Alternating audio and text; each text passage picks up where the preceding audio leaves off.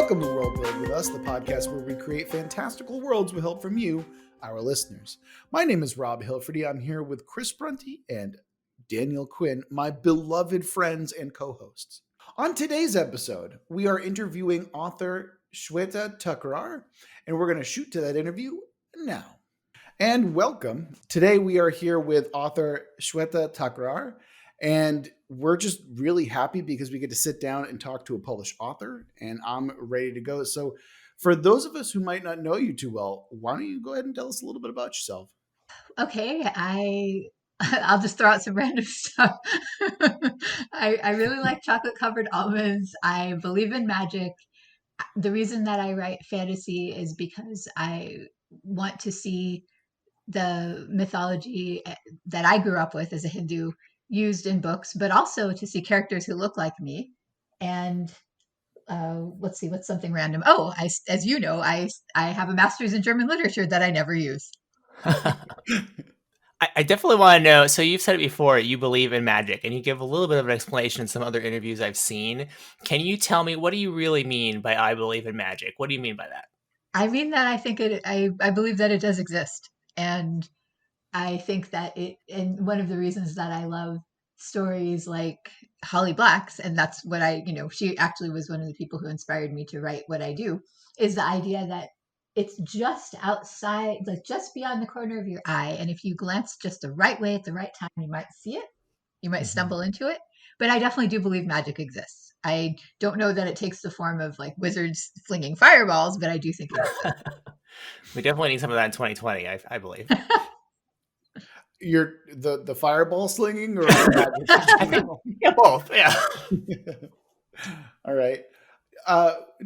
So this really piques my curiosity. Have you ever experienced anything that you would consider magical or supernatural? Yes. And the problem is when you try to talk about this stuff, it doesn't carry because when I was younger, and I hope this comes back one day, but when I was younger, I actually could feel magic in the air. And as much of a descriptive writer as I am, I have no words to tell you what that was like. But it was really amazing. And I can often feel the energy of places. And that can be helpful too, because they'll tell me, okay, this is actually not a place you want to be. But yeah, I definitely did. And I have always carried these really rich worlds inside me since I was tiny. I think I was probably born with them even. And I just never doubted because to me, I could feel it. So it's a more intuitive process for you. Yes. And speaking of intuitive processes, how would you relate that kind of to your writing?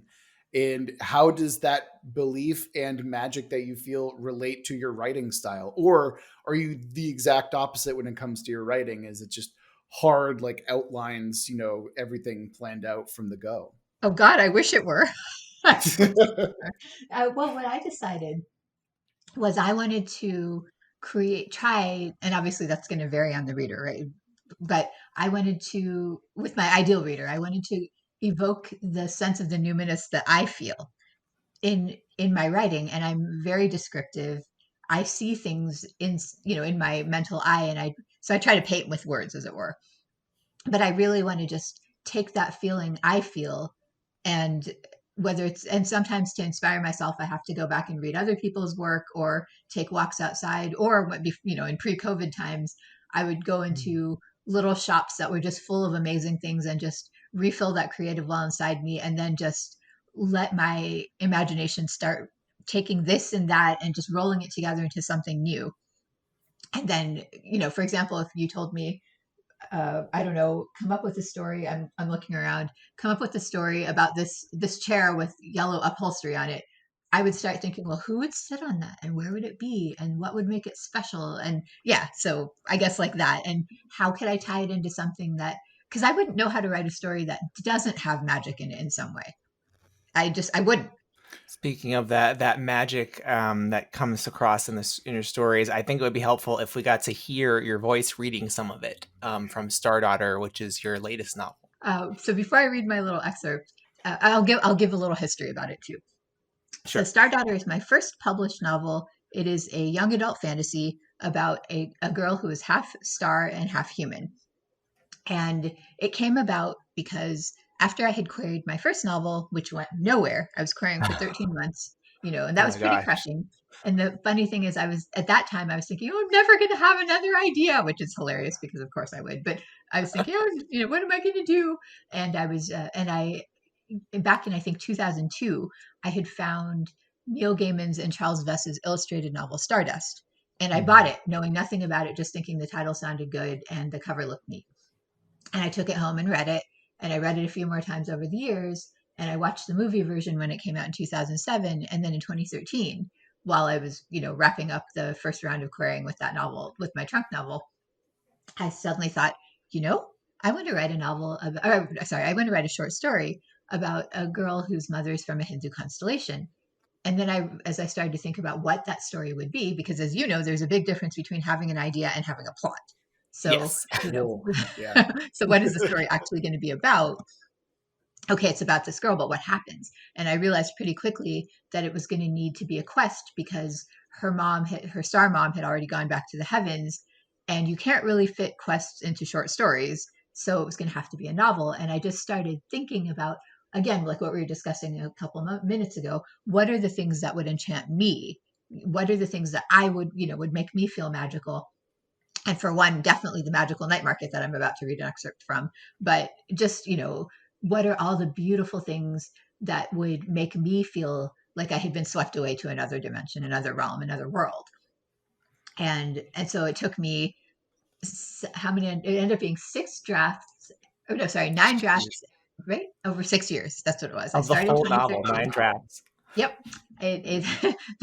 It's funny because I went back and looked at my first draft after I had gotten the first pass pages of this. And for anyone listening who doesn't know, first pass pages are when your book is laid out like it's going to be printed as a book. It's in that design, it's in that font, all that stuff. And you're reading it one last time to make any small changes. Your editor really does not want you to make big changes at that point. And sometimes they'll even charge you if you do. But because then they have to do extra work.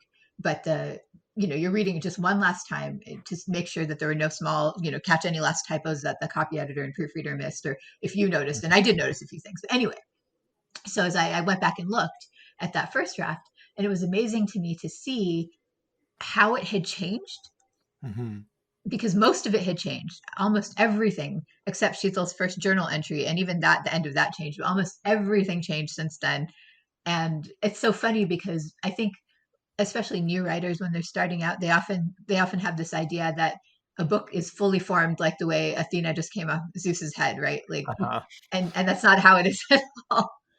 So after those 9 drafts, this is the book that I'm holding in my hand, and I will read to you from it. So Sheetal, the main character, is half, like I said, half star, half human. And as she gets closer to her 17th birthday, her starry heritage, her starry nature that she's pushed down all this time because her mother has gone back to the sky and left her alone in the human world. So she's been hiding it, right? Like her hair is silver. She's been dyeing it black her whole life. She doesn't know how to control her flame because no one ever taught her since she wasn't up in the sky. And especially her human auntie, her Foy, is really, really determined that Sheetal hide her magic so that she's safe out in the human world. So Sheetal doesn't know anything. And as she gets closer to her 17th birthday, those things start coming up again. Like the dye in her hair stops working. She accidentally burns her dad. And that's the reason she has to go find her mom anyway, because for that kind of wound, only a drop of Healing Star's blood can help. But her own blood is diluted since she's half human. So she finds out, her auntie finally tells her that there is a magical night market right there in her town of Edison, New Jersey. And they go there to try to find a way to get help that would let Sheetal not have to go on this journey to find her mom. And it ends up not working. Of course, she has to go. But I wrote this market to be the night market of my dreams. That I spent years just filling it with all the wonderful things I could think of, to the point that my agent actually said, okay, this is a great thing, but you're going to have to cut some of it. Oh, no. And make sure that the story continues. Sheetal can't just go shopping. Forever, right? So I did that. It was painful, but I did that. So basically, Sheetal is here with her mom, or I'm sorry, not with her mom, with her auntie and her best friend Meenal, to look for something that can try to help her dad. And of course, they don't find it. And this is when they just arrived there. Mm-hmm. Before Sheetal knew it, she stood inside the market, its sinuous allure slinking into her bones and her blood. Music swirled invitingly through her as she gazed at the glimmering horizon. Her thoughts bloomed with wonder, all jewel tones and reinvigorating hope. If there was a way to save Dad, it would be here. All around them, intricately decorated stalls overflowed with impossible goods, and the patrons who browsed them were just as odd. A family of Kinaras, their equine heads fusing seamlessly with their human lower bodies, examined a carved copper lantern encrusted with gems and colors Sheetal had never seen before. Nearby, an Apsara who might have been sculpted from marble, she was so enticing, haggled over a selection of black and silver bottles shaped like birds in flight.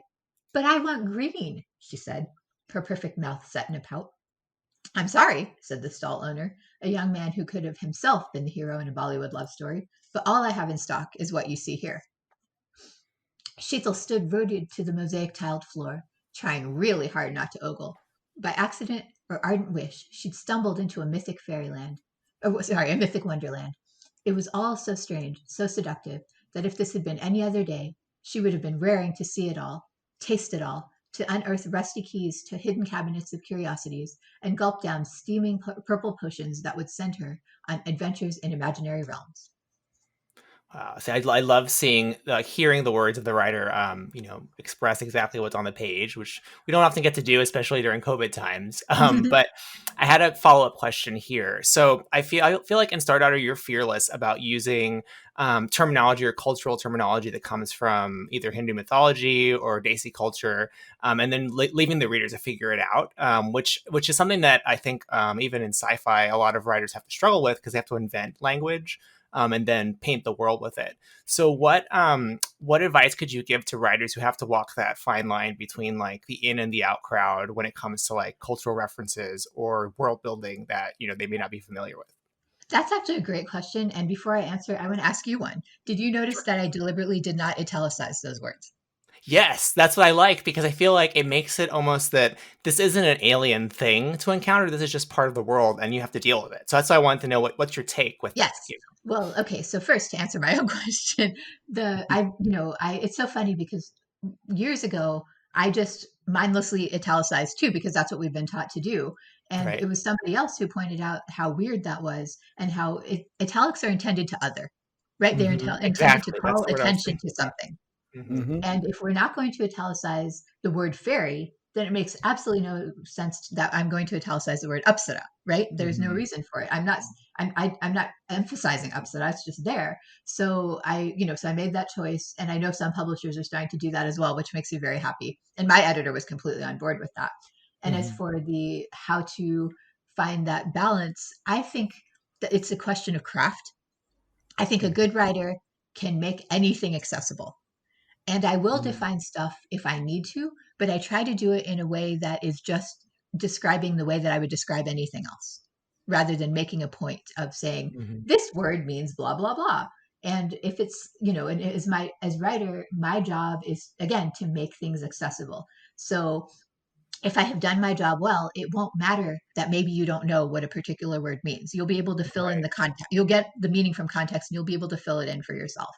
And if you still really need to know what it means, then you can look it up. We live in an age of Google, for crying out loud. Absolutely. And I feel like I see that all the time, especially when it comes to fantasy worlds. Like in a world where, you see a lot of fantasy world building where you can create these castes and these species and races and monsters, that all have to do kind of the same thing. It makes no sense that, like we don't have to italicize elves or like you said, fairies. So yeah, I'm totally with you on that. Like in figuring out how to intuit that is part of the craft and part of the like skill when it comes to fantasy world building in particular. We were talking to Victoria Sandberg, who writes fantasy flash fiction, and the amount of like craft that you have to put into like getting a fantasy story from less than 500 words like is absolutely mind-blowing to me. So yeah, I don't know where my point was with that, but hopefully someone has a segue out of it. Then Chris had a question. I mean, I have great segues, as we all know. Oh, But my question was going to be: every culture has touchstones or cornerstones that you would say are indicative to its writings or someone who writes from that background. What would you say is a commonality between your stories? I definitely think that, like we were saying earlier, the sense to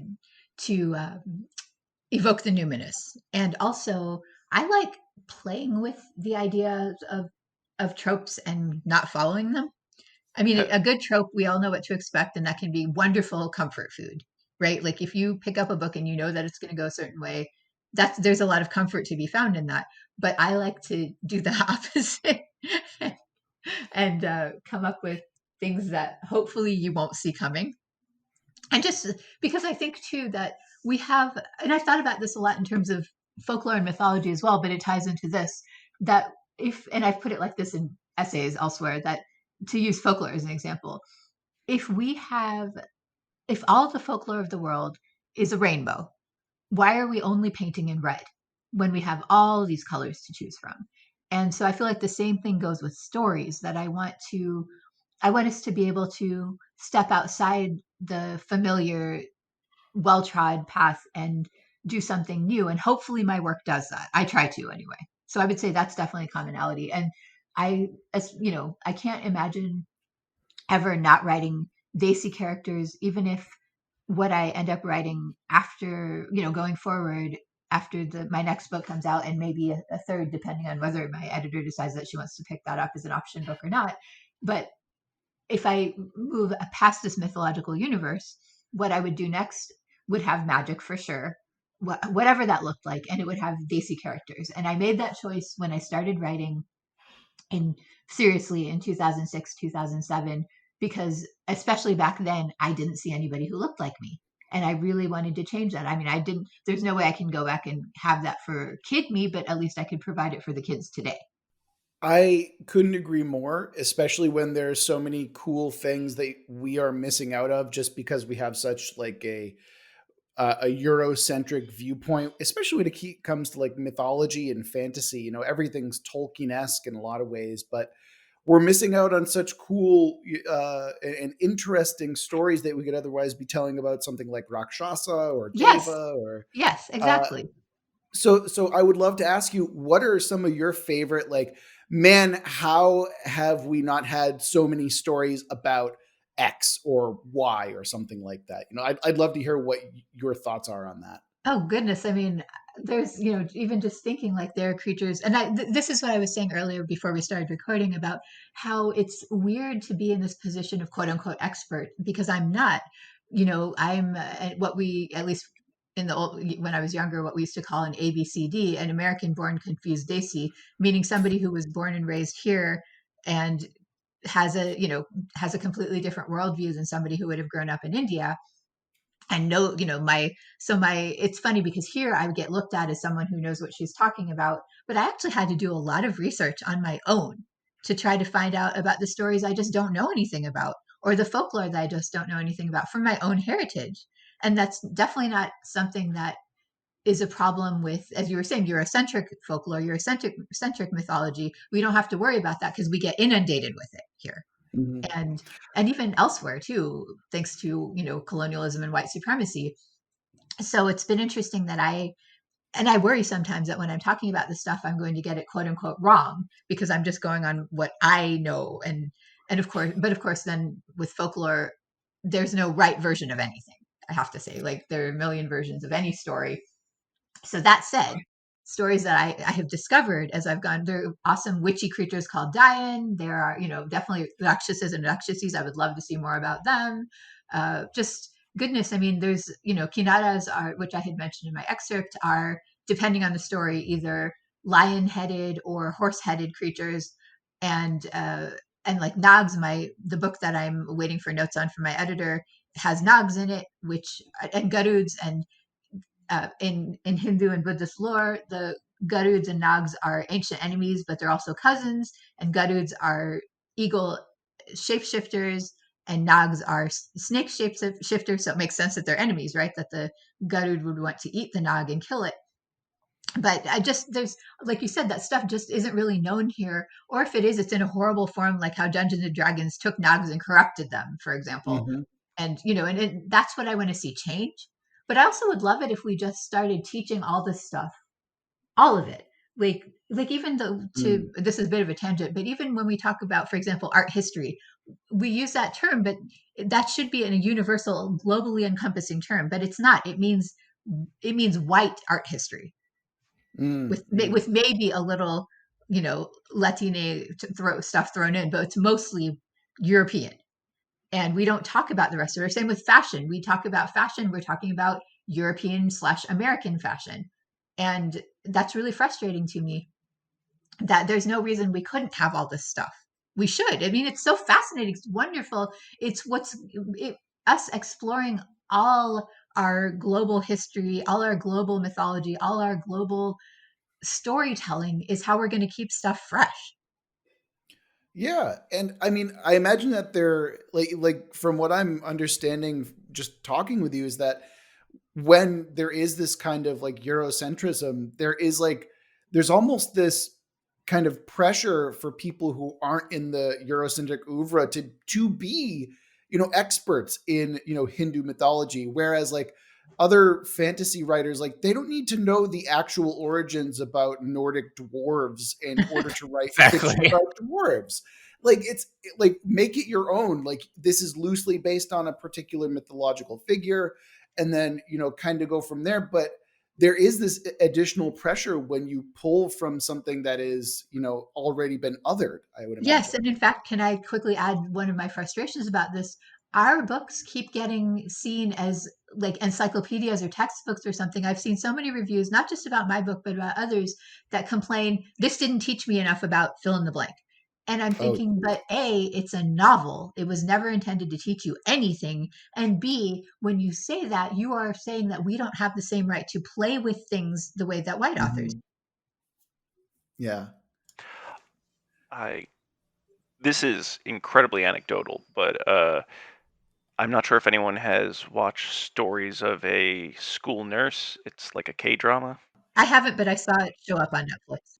Yeah, I watched it recently, and one of the things that I love, but I find incredibly difficult, is it does draw from like real things, kind of like in the place of what I would typically see as a cross. It would show something else, something to ward off evil spirits or demons or anything.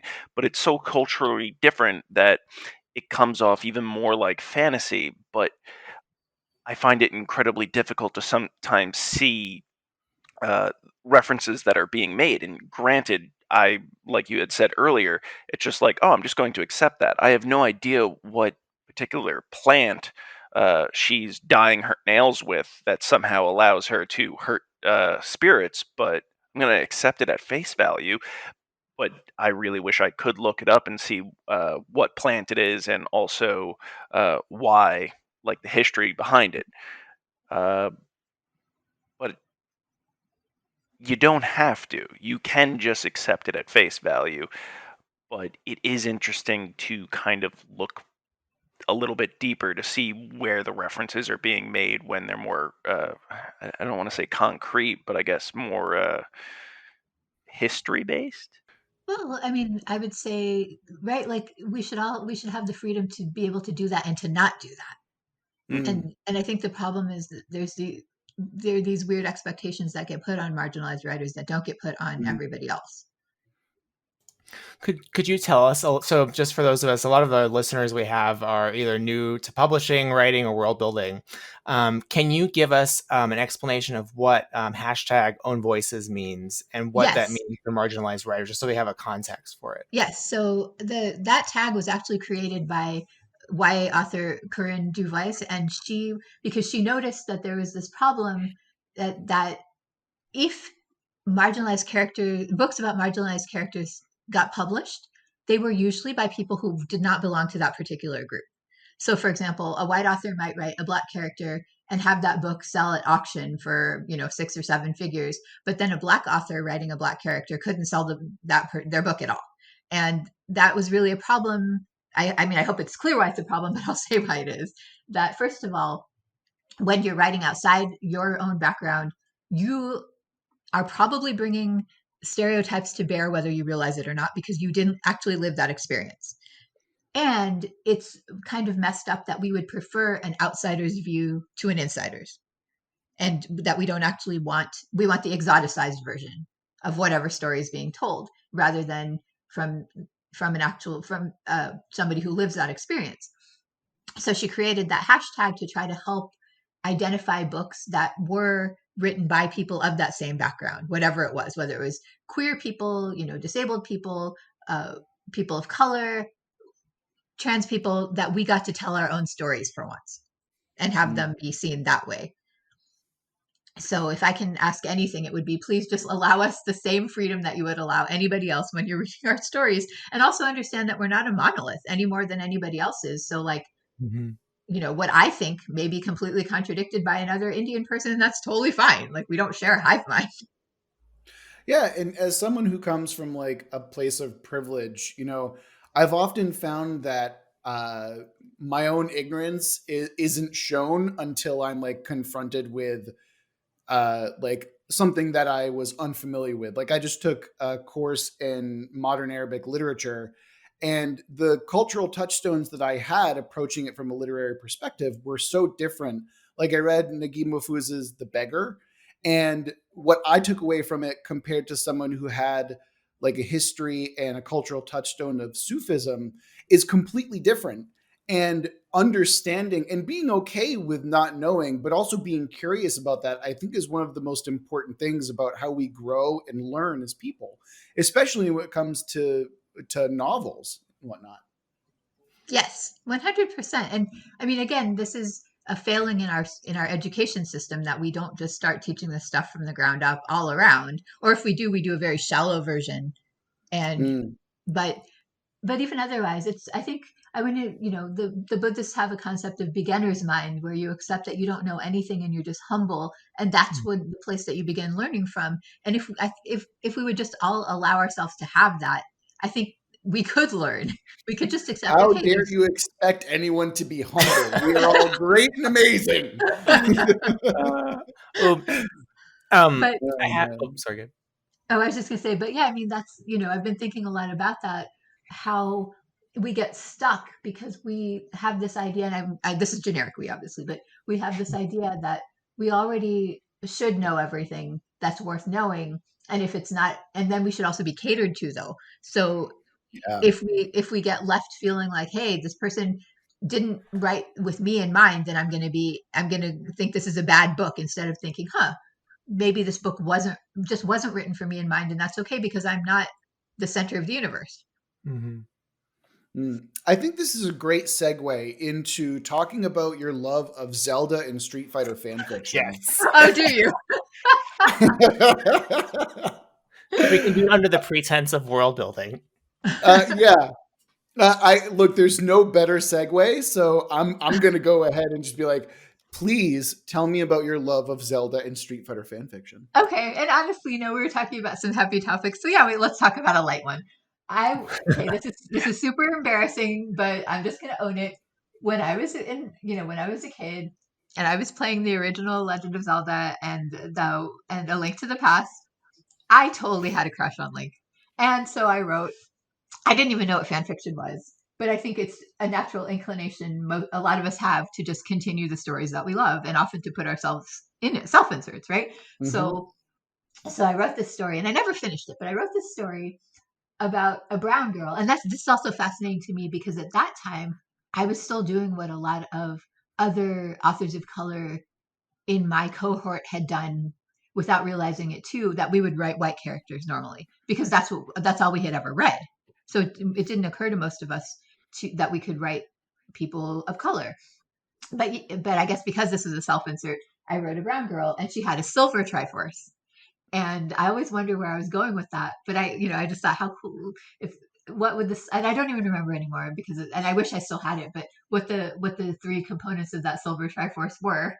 but I was definitely on some kind of quest. And of course I was going to fall in love with Link at the end, or my self-insert was, I guess. And then with the Street Fighter fan fiction, my sister and I wrote, I want to say like 30 or 35,000 words of a novel about the characters in Street Fighter. And I wish I still had that too. It would be so fun to read today. Probably really mortifying as well, but probably a lot of fun. And we really tried to build on the lore in the game and give the characters like actual backstories and adventures. And yeah, I remember it being super fun to write. We just did a 2-part episode based on the Legend of Zelda. So I mean, I, as someone who just recently basically wrote fan fiction for Zelda, I'm really curious as to what your Silver Triforce was, though. My brain is like, man, I really want to know. It's funny. Huh? I said me too. Oh man. Okay. I have some quick world building questions for our baby world builders out there. Because we know Star Daughter is not your first rodeo, because you've been writing short stories and stories for a long time, and you've worked in the publishing world. So I wanted to ask some craft questions. Sure. In Star Daughter, I feel like you do a good job seamlessly connecting like the world we're familiar with, the modern world, and with things like Tupperware and LSAT tests and all that, with like mythological creatures and like moon lotuses. So what advice can you give to world builders who want to make their worlds more magical? Well, are we talking about books that are at least partially set in our world? I feel like we can apply this even to literary fiction. Let's say that. Okay. Well, up to you. What is magic? And I'm asking this not as a philosophical question, but just honestly, what is magic? What is mundane? And that's going to change on the point of view of the person thinking about the question, obviously. But I know you've all heard that expression about magic is just like science or technology that hasn't been explained yet. And I don't agree at all. I think if you can explain it, it's not magic. So what would be the thing that makes the world just go slightly off kilter and makes you feel like there could be more? Something that defies explanation, something like I was saying earlier that's just out of the corner of your eye, or even if you found it, just has an aura of enchantment to it that nothing else can. And if you can figure out what makes you feel like that, maybe you can bring it to the page. And then I'm going to, and that's so funny that you mentioned the Tupperware, because Holly Black also brought that up when we were doing my virtual launch party. Oh, really? She thought that was hilarious. And see, I wasn't thinking of that. So let me, for anyone who hasn't read Star Daughter, to explain this Tupperware reference. So I had mentioned Sheethal's, her Foy, her paternal aunt earlier, Radhika Foy. Radhika Foy is very, very practical, very domineering, very protective. And one of the things that Indian people, well, really, I think people of all quote unquote old country, what they love to do is show their love through food. So even though Sheetal and Minal are about to go to the heavenly realm, where, there's probably going to be really amazing food, Radhika Foy cannot let them go without packing Tupperware full of food to send on their way. She just can't handle the thought that they might not be eating for 1 minute. And I didn't even realize that was a good way to ground the story until Holly pointed it out later. But what she was trying to say, and what I agree with, and the advice I would give now is, so magic is going to be something, depending on how you write it, that may be very ethereal and undefinable, numinous. So, but you can't have an entire story be only that, or there's nothing for the reader to latch onto. So then you can bring in your mundane stuff, like the Tupperware, things that ground us in the story and balance that numinous quality. So that's what I tried to do. But, or like Holly had mentioned too, that in the night market, there's an example of something being compared to the color of grape jelly. Because she was like, grape jelly, that's such a mundane food.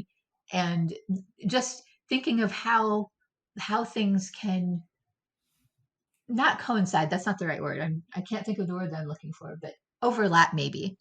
Mm-hmm. And how you can you can bring the magic closer for the reader and still allow it to be numinous, but also give the reader a foothold in the story. Does that make sense? Absolutely. That's what I was looking for, because I feel like it's more than just like literal magical things. It's more about juxtaposing, like you said, the numinous. Yes, that's the word I wanted. Thank you. Yeah. I have a question about YA in general. Like, I often find that YA fiction is really pushing the boundaries in a more cultural level compared to perhaps what I would consider to be a little bit more stuffy, traditionalist, kind of lit. So I would love if you could talk about your experience for writing YA and being part of the YA community. Sure. That's actually a great question, because since I decided, even though my first book only came out this year, right in August, actually, I'm not sure when this podcast is going live, so I'll say August 2020, but I decided I was going to do this back, like I said, in 2006, 2007. And back then, people would tell me, well-meaning people, like no one was trying to be mean when they said this, but they would tell me, oh, you want to write, Indian characters? Well, you should just self-publish, because no one will want to pay for that. No one want to buy this. Did they say that? Oh. And well, I mean, I got very angry about it, but I can't completely fault them for saying that, because if you looked at what was being published, they weren't wrong. I mean, publishing had this quote unquote received wisdom that only white stories, only straight stories, etc., only stories about able-bodied people, only those were universal and everything else is niche, which of course is crap. But that was the accepted wisdom. So, and I'm wisdom in quotation marks, obviously, but that was, what was considered so. And so, I wonder how many people never got started because they were told something like that. I'm glad that I just got mad and mentally flipped those people the finger, but like, I'm sure not everybody did. And, and I did even get told with some of my stories along the way, my short stories even, that, and I think they're pretty accessible, but I still got told that I hadn't explained enough or whatever, that, and it just got me thinking about how we really, a lot of what and maybe this is me going into my spirituality a bit, but we really take a lot of things without question. We take them on faith. And didn't mean to make a pun there, but I guess I did. That we really tend to not question a lot of things. So those people who told me no one would want this story never stopped to ask themselves why that would be the case, or what we should do about it, and why they thought that. And publishing itself was like that for a very long time too, until first we had the Own Voices hashtag, and then the We Need Diverse Books movement, because I wasn't the only one getting this reaction by far. So many people were getting told no one would want this, no one would read this story. Or if you're writing about yourself, like, it always had to be autobiographical. That was part of it, which is so frustrating, because no, it's not. Yes, of course you bring pieces of yourself to everything you write, but we're making stuff up. We're making people up. We should have the freedom to do that. But also that it was our job to educate by doing this, which, so for example, if I'm writing about a brown girl, it needs to be about the pain of being brown, her oppression, how she deals with racism. And that's not the stuff I want to write at all. I want to write fun stories that, just like the ones I grew up reading, only featuring people who look like me. That's, but there's these weird unquestioned assumptions about what that means. So I'm really, really, really grateful that a bunch of other authors, including Ellen O, just got sick of this and started on Twitter. It started on Twitter, even though it became a nonprofit organization later, the We Need Diverse Books movement, and called all this into question and forced publishers to admit their biases. I mean, they still have a long way to go, but we've started to see a definite shift in the tide. Books that are being published right now would not have been able to be published even, I want to say, 5 years ago, 7 years ago. And I'm really grateful. So watching that landscape change, but I think that's the difference. The reason we're not seeing quite as much of a sea change in adult fiction is that the We Need Diverse Books movement was mostly focused on kidlit. And we got to make the point that while story can affect everyone because everything we think about the world is a story. The way we look at the world is a story, right? But the ones who get affected most by that are kids. So we need to give them the opportunity to see themselves and also to see other people as real. So as far as I'm concerned, that still applies to adults as well. And I'd like to see that change happen in adult fiction too. But I can understand like why for now it's mostly been focused on YA. But that said, I've heard from a few people, a few YA readers who told me how much it meant to see someone who looked like them on the cover of my book. And also to have a story about someone like them. And it wasn't even just Hindu people who said this. It was even, some Muslim people reached out to me. Even a white person reached out to me to say she felt seen. And it just got me thinking again about how so many of the ideas we have about what people want and don't want really is, again, received quote unquote wisdom. And we're not actually testing those boundaries by seeing if they're true or we've just decided they are. And so it becomes this vicious cycle where we only buy and market certain things. And then, and of course, those things are successful because they've been bought and marketed. Well, I imagine that there's probably before this movement started, there's probably a large enough portion of people who are starving for this type of content. And just because conventional, air quotes wisdom says that, oh, well, this won't sell, it's a matter of, well, you don't know. And actually there's an entire market that you're entirely missing out on because you won't admit your biases and you won't even give it a chance, bingo. which is even worse, right? Like it comes down to a marketing gimmick, which I understand that they're running a business and everything like that. But at the same time, it's utterly frustrating. And I can't even imagine what it must feel like as a writer in that position. It was really awful. And like I said, we still have a long way to go, but it is heartening to me to see that start to shift.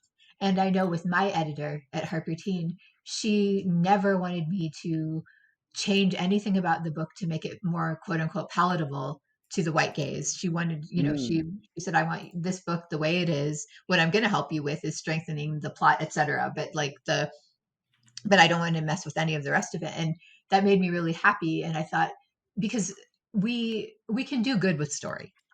And I'd like to see us do more of that. And I think that we will as time goes on. Yeah, I mean, I think that especially with YA, it comes down to generational change more than anything else, which is great. I'm a big believer that it's hard to change people directly. You have to trick them into changing. Right. Novels are a good way to do that. Yeah, especially younger people. Yeah. Yes.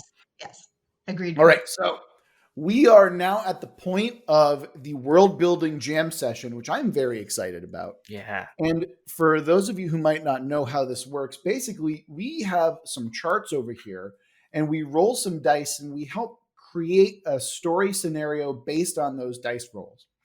And first, we're going to roll the genre of this story, and it can be between science fiction, fantasy, horror, modern day, romance, or a superhero genre. We're going to roll that now.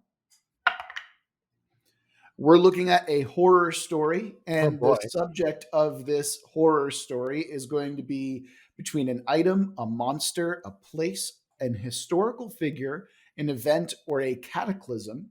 And we will see an item. So we have a horror story based on an item, and we throw in one of the 7 archetypes of story, whether they be overcoming the monster, rags to riches, the quest, voyage and return, comedy, tragedy, and rebirth. So let's see what we get for this horror story about an item. We're doing tragedy, which tracks. So yeah. Shveta, as our special guest, I would love for you to start us off here, please. Okay, so what do you want me to do with that? Whatever comes to mind. So we have a horror genre story based around an item, and the archetypal story that we're dealing with is tragedy. So if you can just come up with a scenario or start a scenario with that idea in mind, that's like a premise, basically. Okay. Essentially. Okay, well, since we were talking earlier about Rakshasas, how about we take a Rakshasi, a female Rakshas, and she has a book, and it's bound in human skin, Ooh. but Of human course. skin that for some reason is dyed blue. Oh, yes, absolutely. Like, I don't know why, it just is. And You don't need it. This isn't about answers, okay? It's about making it evocative. That's totally okay. it's We'll figure it mysteriously out. dyed blue, a really beautiful, like, cyan blue. And let's see, and she is trailing it with her as she moves through time. That's perfect. Oh, she moves Okay. through time? Oh, interesting. Okay. All right, so I love that already. Where do we want to go in terms of like really ratcheting up the horror? That's what I'm interested in. I have a question about the time part. Is she moving through time in the sense that she's like ageless, or is she literally moving through time? Like backwards and forwards. Yeah. Both. Moving through time like we all are. Nice. Both. So Like she's on a the journey anti-time travels. of life. Yep. Okay. Yep. All right, so let's ratchet up the horror then here, can we? Okay. Yeah. So when I hear about a Rakshasi who has a skin tone and travels through time, I'd like to imagine that whenever she gets in trouble, she goes back to the past and basically wipes out the lineage of whoever is the one who's going to start trouble with her to begin with. Oh. So it's not like, oh, I have to worry about you. It's like, no, I'm going to go back and kill, your great grandfather. That way I don't have to worry about you in my present, so she's saving herself in a way. I have a feeling that the origin or nature of her book has something to do with the tragedy element in this little Yes. Yeah, let's that's a great point, Daniel. How do we want to focus in on the tragic element with the book in particular? Like it may have been someone. This book might have been someone that she knew or that she like canceled in a sense. Ooh. You could do it where the book is telling the story of all of the timelines or ways that she destroyed and how her life could have been and how it would have been happy, but she keeps on destroying it and keeps on going for a different end just for minor inconveniences. Oh, so it tells the true story, like despite her having destroyed all the times. But only tells her what the future would be once she destroys that. So it's kind of Oh. like, oh, I destroyed it, which means I prevented this and That's this happening, but it turns out that I also did not have allowed this to happen. Oh man. But if we take that tragic element, right? Like maybe we can take a look at that and be like, she's trying to give herself a happy ending, and she doesn't know it. But by doing all these horrific acts, she is actually just making it worse for herself. So she is constantly looking for happiness, by going back and finding the timeline or the way that she can achieve happiness. But for her, it only makes it worse. Like maybe the book itself is cursed in a way that makes her think that she's trying to do good or trying to do good by herself. I don't know. I think that book was the book, because it's made of human skin, right? It's someone she knew, and she's her need to find like a happy ending results from having lost that person. Oh, that's great. Like someone she lost, and Right. so she's carrying this book with her as a constant reminder of that loss. Exactly. Okay. Yeah. Ooh. All right. So, any last words before we move into the twist?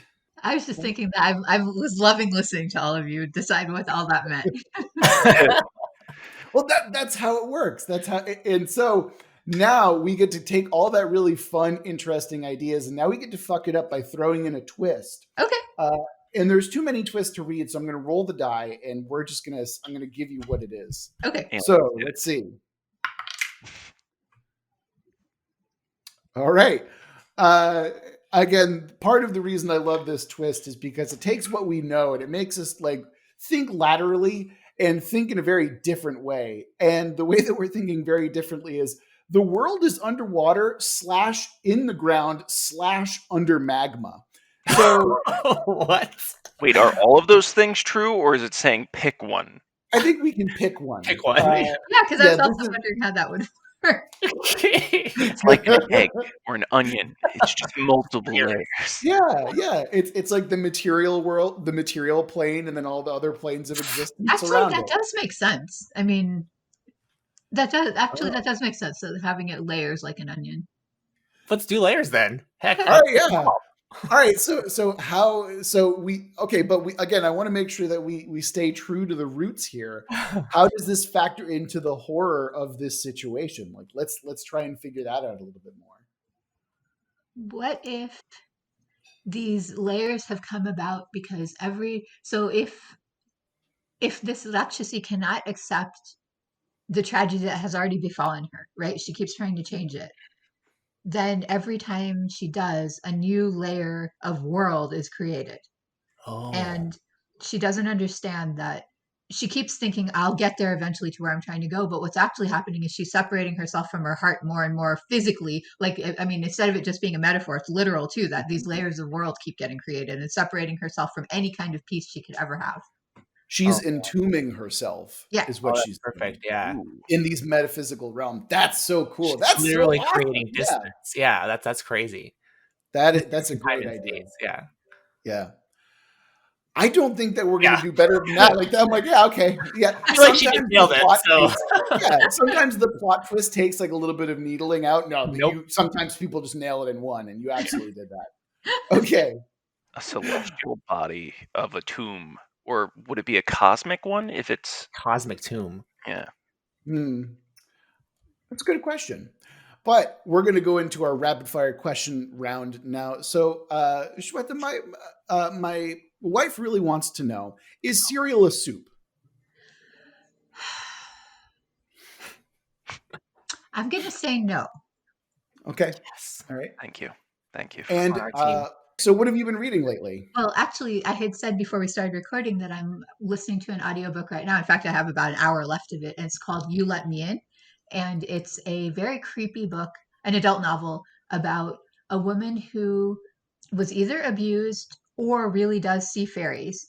And it's very creepy. So and then more recently, what was I reading before that? Oh, see, now I'm forgetting. Just Got you. But I've been having trouble reading this year, and I know I'm not the only one, so I hope that changes soon. But Oh yeah. like my focus is a little more scattered than it used to be. But I definitely finished reading the best he can was it the best he can be or the best at it by Malik Pancholi, which is a middle grade novel. I listened to that, and I actually finished like reading on paper something that is not coming to mind at all. So I guess I'll just leave it there. All right, Daniel, hit him with the rapid fire questions. Sure. So I had a rapid fire question, but we got it solved before, which was I was going to ask what's your favorite Street Fighter, but we know that's Chun-Li, so we're good there. My other rapid fire question would be, what's your favorite mythological creature? Oh, that is hard. Oh my goodness. That is so. really hard, especially because I'm someone who doesn't have one favorite anything. Yep. Yeah, pick one. Damn it. I'll accept the top three. Okay, I'll that's a little easier. I'll say an Apsara, which is a Hindu heavenly nymph, celestial nymph, and a dancer and also a seductress. Like they're so beautiful that they would often get sent down to try to tempt sages away from their practice, and sometimes they did it. Definitely worth looking into. Nags for sure. I've always just loved them. I joke that I'm a part-time Nagini myself, a female Nag. They're human serpent shapeshifters. They can either take human form, serpent form, or a halfway form where their upper half is human and their lower half is this cobra tail. And they have a healing jewel called the Nagamani that can resurrect people who've died. And of course, like I said earlier, they're the cousins of and mortal enemies of the Garuds, the eagle shapeshifters. So for sure, Nags. And then finally, who would be my last person? Either it would be a toss-up between Rakshasis, female Rakshasis, or Dayan, these witchy creatures. I'm all for the female monstrous always. So. All right, Daniel. Any other questions? I'll ask you one other quick question. What would be if we're going to listen to, since Stardar is about music, celestial music? Do you have a Daisy song you could recommend to us to listen to? Yes, I do, and it's oh my goodness! I made a whole playlist, and now not a one of them is coming to me. So instead of giving a song, what I'm going to do is recommend a couple singers. Okay. So back in the day of Bollywood playback, it's still a thing, but like the very famous classic ones were Kishore Kumar, who Sheetal's boyfriend Dave supposedly sings like. He his voice is just really beautiful. Definitely look for him. You can find him on YouTube. Or Lata Mangeshkar. She's considered the queen of Bollywood playback singing. And all her stuff is just really, really beautiful. So I would say those two to start with. I listened to a lot of them while I was writing and revising. All right. And who is someone you would like to shout out who isn't yourself? Like in terms of writer or? Anyone. For any reason. Or just yell a name. Okay, I'm going to do a random one. I was thinking of a writer, but I'm going to do someone else instead. My dear friend, Lindsay O'Brien. She is an artist, a fabulous artist, a photographer, and a graphic designer, and did my amazing website. And she's definitely go check out her stuff. She's fabulous. You can Google Lumina Noctis and you'll find her that way, or Lindsay O'Brien. Fabulous. And finally, where can we find you and your novel and both? Well, my novel should be available from any retailer you like, virtual or in person, brick and mortar. It's from Harper Teen, so you could even buy it on HarperCollins' website. And as for me, I tried to make it easy. So you can find me at my website, which is shweta.thakrar.com. And in fact, if you go there, you can go check out the night market, because not only is it illustrated there by Asma Kazi, but also we made a little shop where you can go shopping at the night market and read a little story about it. So if you want to do that. And I'm also on Twitter and Instagram at Shveta Thakrar. And even on Facebook, though, I really only post on Facebook. I don't really look at it. So meh. All right. Shveta, thank you so much for joining us this week. It's been really fun. Oh, this is great. It's super fun too for me. And we're back. So, gentlemen, what was your favorite part about our interview today? And you can't say the fan fiction part because that's mine. I'm taking them. I'm calling dibs on it now. Yeah, Magic. Yeah. Chris actually had a question that he wasn't able to ask on air, but he really wanted to know more about like the magical experiences that Shweta went through. Yeah. But Chris, talk more about that. Oh, That's God. why we have Oh, you sweet here. Jesus. No, I was just asking about a time that reaffirmed her belief in magic in everyday life. And what she told us it was she had seen they took a photograph and they saw this photograph with orbs. Yeah. Or that was the most latest one that reaffirmed. Yeah, I really wish that we could have actually gotten that on the recording, but it's impossible to click re-record once you've done something. So I've heard anyway. But no, I really enjoy getting to have conversations about stuff like that, especially about representation, because again, I feel like it's a really interesting topic to talk about. And I think that having the correct attitude is really important when you're talking about this type of stuff, especially someone who, is a mostly straight white guy, And I think it's important to kind of do my due diligence and have an open mind. And I encourage other people to do so as well. I mean, I really like when we talked about the use of cultural terminology, or even like any other language that could be othered. In her novel, she's just kind of unapologetic about incorporating it, and you learn things as you go, which I feel like it really helps with immersion in world building, because that's what it's all about. Like when we're trying to do world building, we're trying to make a place that feels real, and not italicizing words like that is one small step to doing it.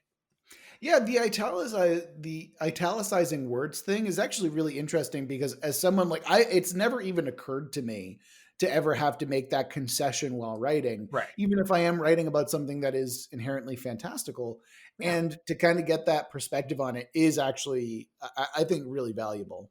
Mm-hmm. Oh, and the other thing about like representation that I also did want to talk about, Street Fighter fan fiction. Again, I know it's a hard cut. I don't give a fuck. This is what we do. But obviously, Chun-Li is best girl when it comes to Street Fighter. But hold on.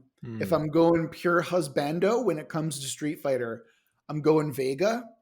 I'm sure he's a selfish lover. In fact, I would bet money on it. Pretty sure he's a narcissist.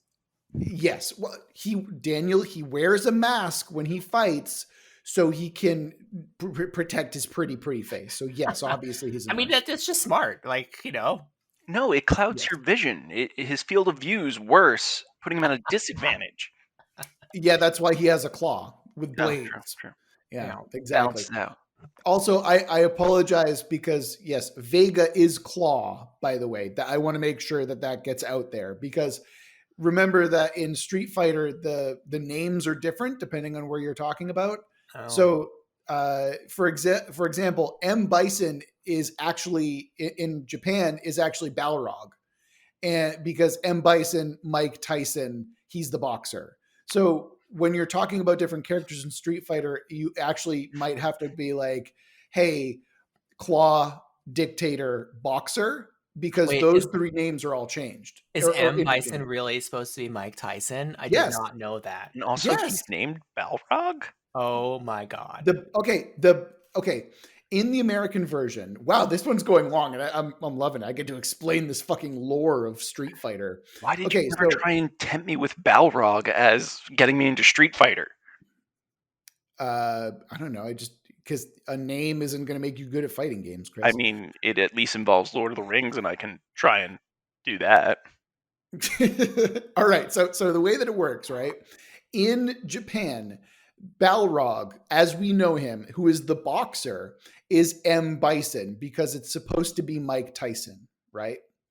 And then Balrog in Japan is who we know as Vega or Claw, which is, again, you just described them. And then M. Bison is Vega in Japan. So when you're talking about the different characters, you often have to talk about Claw, Boxer, or Dictator, depending on who you're talking to about the game. Wow, I did not know any of these things. Oh yeah, I'm a big Street Fighter nerd. I grew like Chris grew up playing Counter-Strike. I grew up playing arcade machines that involved a lot of kicking and punching. I mean, I saw the movie. That was great. The movie is great. Yes, Raul Julia in that is fucking fantastic. See, Shveta, this is a reason to dust off that old Super Nintendo and get back into gaming. Yeah. Anyway, Vega's the best boy. Chun-Li's the best girl. We love you very much, and we will see you next week. And thanks for getting through it with us together.